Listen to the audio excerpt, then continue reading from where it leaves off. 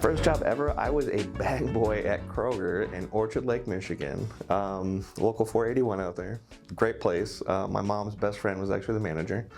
But yeah, I bagged groceries. I would help people out to their car.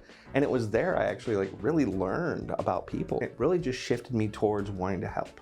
So growing up in Michigan at that time is when one of the most catastrophic economic failures of our history happened. The big three, also the largest three automotive companies, went belly up. So my scholarship that I had received from General Motors disappeared. So that first year of high school, I listened to everyone around me, people who were successful, or by definition successful. My grandfather, World War II veteran, called me up and he goes, "You know, Shawn, I know you're going through a lot." And he told me what the military had done for him as a young man and all that. And so it really was just kind of like, again, my aha moment.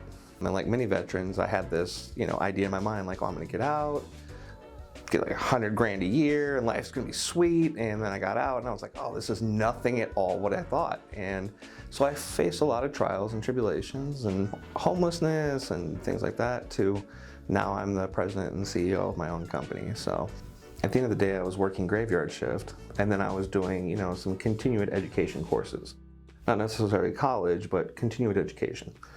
And so what this allowed me to do was have an income, keep a roof over my kid's head, but also continue to better myself. And so then I started attending some of these meetings at the VA, or Department of Veteran Affairs.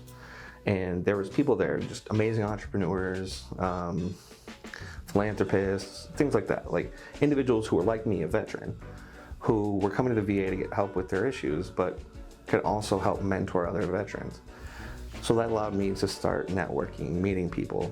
And that's actually when I met the director of the Washington State Department of Veteran Affairs, who gave me my first foot in the door, right? So I started working with veterans and their families, helping them with benefits, education, things like that. To the point where I took as much as I could from that realm, that peer support concept, working with veterans as a veteran, and that labor of love grew to what you're seeing today. A nonprofit organization wrapped in a business model, wrapped in a housing model, wrapped in a support model.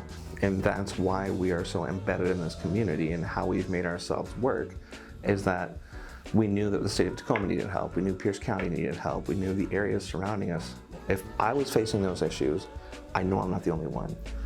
And, we look forward, God, that was 12 years ago, And so looking at that for what it is, 40,000+ military veterans and their family members served. We're still here. There's never a wrong time, there's never a delayed start. It's just, every story is different, but it helps us understand that there's something more.